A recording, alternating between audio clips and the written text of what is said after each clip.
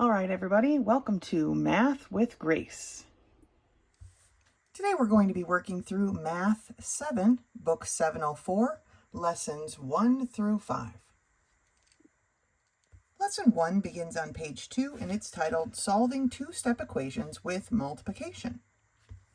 It says here that we've learned to solve two-step equations by dividing to undo, quote unquote, the expression until the variable stands alone, right? Here, 4 is multiplied by x, so we do the opposite and divide. To solve a two-step equation using multiplication, we follow the same order to undo the expression, and here are the examples, right? So we have x divided by 3, or x over 3 plus 14 equals 27. So first we have to get rid of the outlier, right? So we can get this term by itself. The 14 is being added, so we do the opposite and subtract on both sides, okay? When we subtract, 14 minus 14 is 0, so it's gone. And we're left with x over 3 equals 13. Now here, x is being divided by 3, so we're going to do the opposite and multiply both sides by 3. When we multiply, we get 3 over 3, which is 1, so they cancel. And the x is now by itself. 13 times 3 is 39, so x equals 39. For this example, we have x over 4 minus 8 equals 12. We need to get this term by itself. This 8 is being subtracted, so we're going to do the opposite and add it to both sides. Negative 8 plus 8 is 0, so that's canceled out, leaving x over 4 equals 20. X is being divided by 4, so we're going to do the opposite and multiply both sides by 4. When we do that, 4 over 4 equals 1, so those cancel, and x is now by itself equal to 80. Okay, let's do some of these problems here on the next page together. Problem number 1A and B are done for us, so let's go on to part C. Here we have x over 3 minus 7 equals 8. We need to get this term and ultimately this variable by itself. So let's get rid of our outliers, right? Get out of my swamp. This 7 is being subtracted, so we're going to do the opposite and add 7 to both sides. X minus 3 isn't changed, or x over 3, sorry, isn't changed. Negative 7 plus 7 is 0. And that's going to be equal to 8 plus 7, or 15. Now, we want this x, this variables want to be by themselves, right? So we want this x by itself. X is being divided by 3 right now, so we're going to do the opposite and multiply both sides. Remember, what we do on one side, we have to do on the other, or our equation changes and it's no longer the same thing. I like to show my multiplication with parentheses. 3 divided by 3, or 3 over 3, is 1. So now my x is by itself, and it's equal to 15 times 3, which is 45. Now, part D, they want you to check it, right? That's what this green check mark means. So let's set up our equation, except this time, where we have an x, we're going to put a 45. So here we have x over 3, so we're going to write 45 divided by 3 minus 7 equals 8. And then we need to decide, is this true? Well, 45 divided by 3 is 15. So is 15 minus 7 equal to 8? Yes, it is. Okay, so we've checked our work. Let's move on to 2A. 15 plus x over 4 equals 25. Okay, starting off, we need to get this term by itself. So this 15 needs to get out of our swamp, right? It's there, even though there isn't a plus sign up front, it's a positive 15, so it's being added. We just don't write a plus out front, right? But we do want to get rid of it, so we need to do the opposite and subtract. So we're going to subtract 15 from both sides. 15 minus 15 is 0. Then we have x over 4 is equal to 25 minus 15, which is 10. We still want this x by itself. It's being divided by 4, so we're going to do the opposite and multiply. Okay, 4 divided by 4, or 4 over 4, is 1, leaving the x by itself. 10 times 4 is 40. So x equals 40. To check our work, we're going to substitute this 40 in for the x right there. So we have 15 plus 40 divided by 4 is equal to 25. Okay? 15 plus 40 divided by 4 is 10, is equal to 25. Is 15 plus 10 equal to 25? Yes, it is. Taking a look at the last problem, we have n over 6 minus 9 equals 2. We need this term by itself. The negative 9 or the minus 9 needs to get out of our swamp since it's being subtracted. To do that, we're going to do the opposite and add. Okay, so we have n over 6. Negative 9 plus 9 is 0. 2 plus 9 is 11. Okay, now we need this n by itself. It's being divided by 6, so we're going to do the opposite and multiply both sides by 6. 6 over 6 is 1, so now our n is all by itself. 11 times 6 is 66. All right, so let's check our work by substituting this 66 for this n. So I have 66 divided by 6 minus 9 equals 2. So let's see if that's correct. 66 divided by 6 is 11. Minus 9 equals 2. Is 11 minus 9 equal to 2? Yes, it is. So we've got it correct. Okay, so when we're doing these problems, just like the problems we were doing before, right, our ultimate goal is to get the variable by itself. First, we move the outlier by doing the opposite of whatever it is. In this case, it was subtracting 9, so we added. In this case, it was technically a positive 15, so we subtracted, right? And once we have our variable term by itself, then we need to get the variable by itself. In this case, it's being in all these problems, right? Our variable was being divided by something, so we did the opposite and we multiplied both sides by that thing to cancel it out. Okay, great job. That's it for lesson 1. Go ahead and finish the We Remember, and you can meet me back here when you're ready for lesson 2. Lesson 2 begins on page 7, and it's titled Solving Inequalities, less than or greater than symbols. Okay, it says here that variables in inequalities can represent many numbers, as we've talked about before, right? But to solve them, we do the same with an inequality as we do with an equation. We add or subtract to get the variable by itself. So let's look at a couple of these examples. If x plus 2 equals 9, to solve, we would, since 2 is being added, we do the opposite and subtract and see that x is equal to 7. But if we have an inequality like x plus 2 is less than 9, we still subtract that 2 from both sides, and we have that x is less than 7, or greater than in this case. Okay, so the steps at this point are still the same. We just have to make sure our inequality sign is there instead of an equal sign. So let's take a look at these problems together.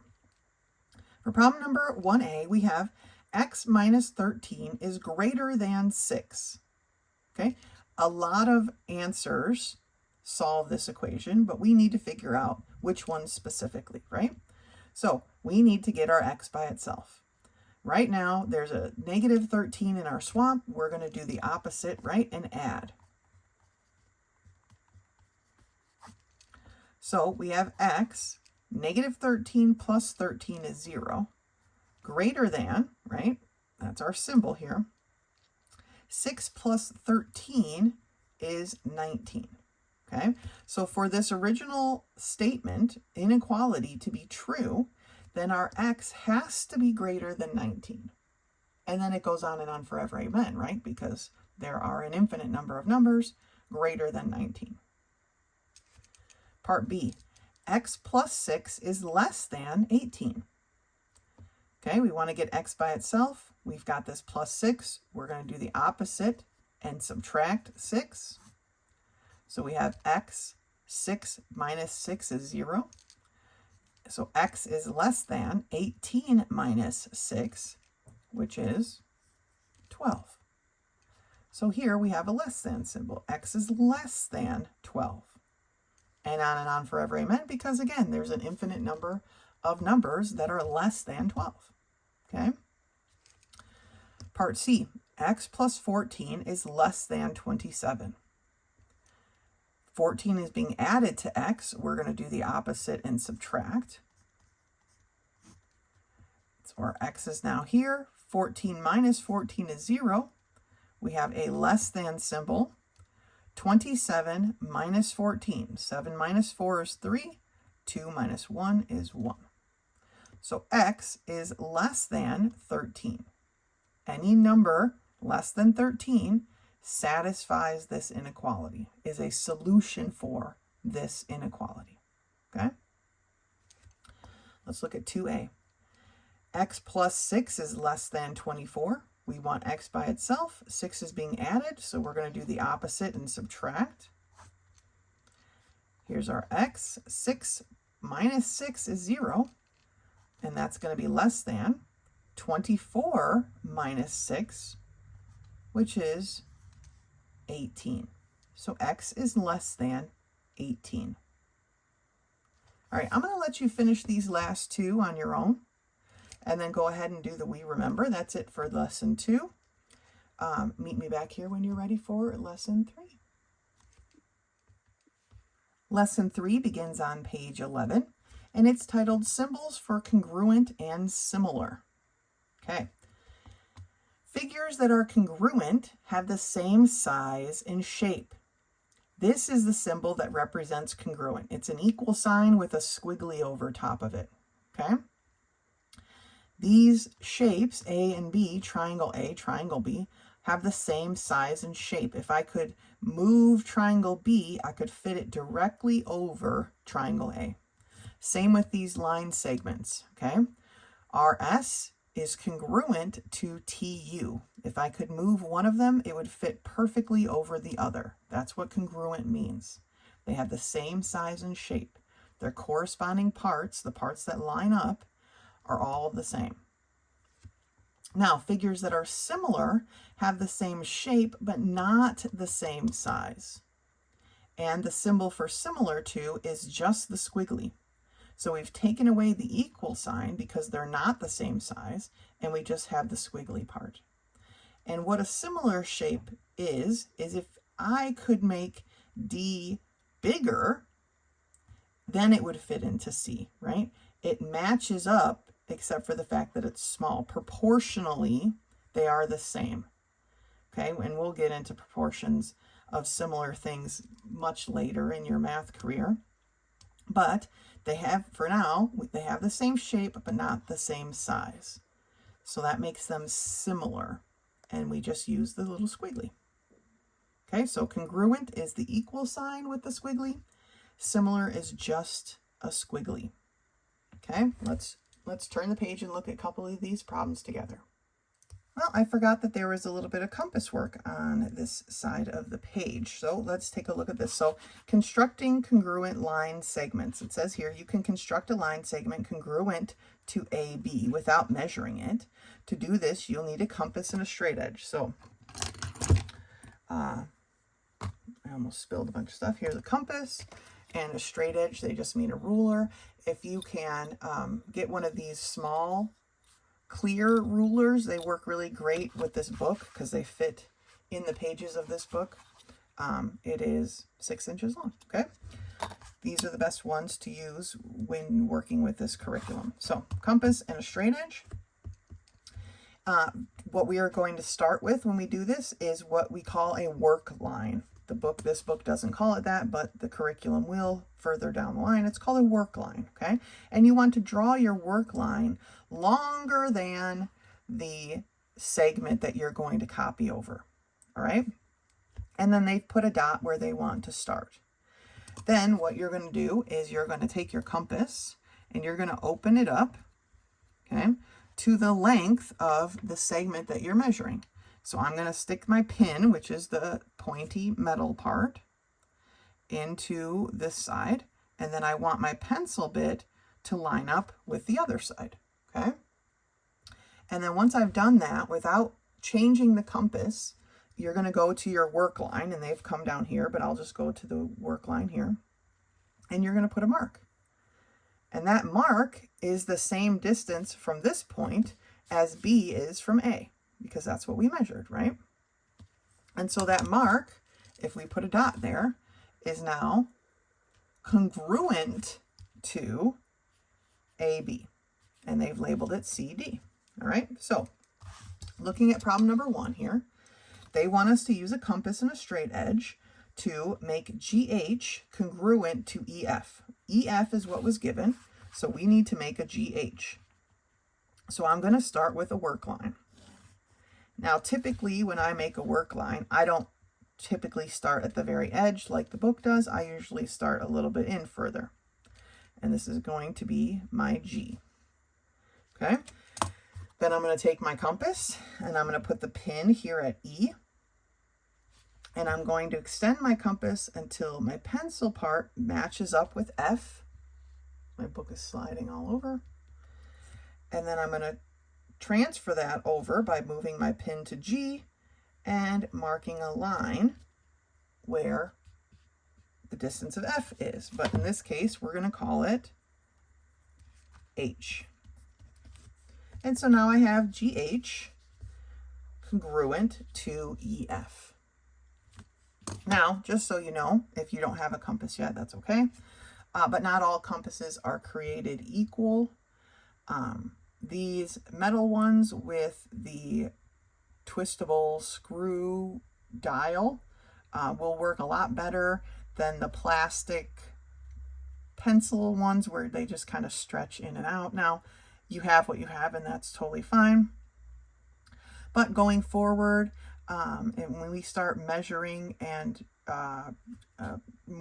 creating triangles and things, sometimes those plastic ones tend to slip, and so your measurements don't quite stay as they should. And so if you can get yourself one like this, that's probably best.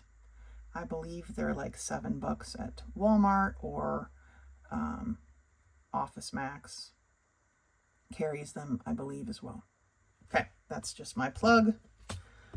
I don't earn commission on anything, obviously, but it's as you move forward, because you only really need one compass for your entire math career, unless you're going into architecture or something. But the metal ones just tend to last longer and they're a better quality. Okay. That being said, let's take a look at this next set of problems. It says, use a compass, not your ruler, to determine which line segments below have the same length. Okay, so first for number 2, they want to know which one is congruent to IJ. Well, the only way we're going to know that is if we measure out I and J.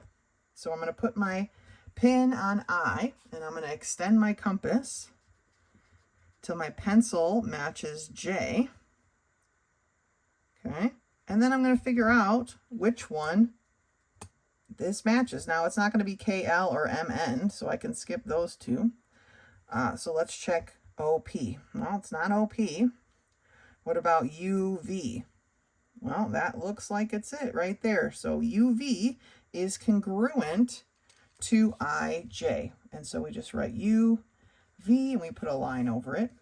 The little line there represents the fact that it's a segment. Problem number 3 is KL. So again, I'm going to put my pin on K, and then I'm going to bring my compass in until my pencil is at L, right? And then let's see, is it QR? Nope. Is it OP? Yes, it is. All right, so KL matches OP. And then I'm assuming MN matches QR, but let's check it. We're going to put our pin at M. and bring our pencil side in till it matches up with N. And then we'll check that with QR, and it's a match. So QR. Okay. And they've got a little bit here about designing an architecture that has to do with a compass. At the top of page 13, we have a couple more little questions here. It says the congruent symbol is, remember, the congruent means that they are equal, and so it's an equal sign with a squiggly. Okay, same size and shape. The similar symbol, same shape, different size, is just the squiggle. And it does take a little practice to get used to drawing, so don't worry if yours isn't great. As long as it's understandable, that's all that matters. All right, that's it for lesson 3. Go ahead and finish the We Remember, and meet me back here when you're ready for lesson 4. Lesson 4 begins on page 16, and it's titled Honesty in Graphing Information. Now, there's just quite a bit to read here, so I'm going to kind of bowl through it here. All right, so here's a graph of different grades of bolts and their tensile strength, which is how strong they are based on the amount of pressure being put on them, okay? It says, we were taught in math that the number scale in a bar graph must start at 0. This is because the height of each bar represents the measure or value of an item. Therefore, the difference in height of 2 bars should accurately represent the difference in values of the 2 items. The graphs on this page and the next show the tensile strength of 3 grades of bolts that D&E metal stocks. On the graph shown on this page, the scale starts at 0 psi and it goes up to 160. Okay, the bar for grade 8 bolt is a little more than twice as high as the bar for grade 2. This accurately pictures the strength of a grade A bolt to be double that of a grade 2 bolt. Okay. What they're talking about when they're talking about honesty here is mostly a visual thing. Because as you move forward and in real life, when you're seeing charts on the news or TV or whatever, rarely do they actually start at 0, okay? Because it's a lot of space that represents the same thing. Like this is all from here to here is kind of redundant. So really, even though they're talking about honesty in graphing, and we want to be honest when we do our graphing, sometimes we just have to also be diligent when we're looking at a graph to understand the gap. And we'll see what you'll see what I'm talking about over here on page 17, where it says, now look at the graph shown with the scale starting at 60,000, psi. On this graph, the bar for grade 2 is very short in comparison to the bar of grade 8. And this graph does not give an honest visual representation. Okay, that is the part that is important to understand of the comparative strengths of the bolts. Be alert that this deceptive practice when viewing graphs used in advertisement, they do it all the time. Christians should never use this method that are intended to leave a false impression. Now, unfortunately, space doesn't always allow for you to start at 0. It's just the truth of the matter. But as competent humans, right, we need to be like, oh, okay, well, this one goes to 70 and this one goes to 150. So even though visually it doesn't look like it, this one is still just slightly double of this one, right? We just have to use our good interpretive skills. It can't all be based on a visual thing. All right, so while the book is right that we want to represent our data as clearly and truthfully as possible, it isn't always the case that we can start at 0. And as long as we're not being malicious, I don't feel like we're trying to trick someone with our data. But people do it all the time. All the time they do. So we just have to be clear with our markings, and when we're looking at a graph, we have to look at it with some integrity, and we have to decide what is being represented here, and is it represented well? Okay. All right, so the question here, number 1, which grade of bolt do you suppose costs the most? okay? And based on our chart, right, there really isn't a cost analysis here, but I would say that grade 8 probably costs the most because it is the strongest one here, okay? For number 2, it says, why might an advertiser wish to make the grade 2 bolts appear more inferior than they really are? Well, I mean, they're pretty good, right? It depends on what you're doing.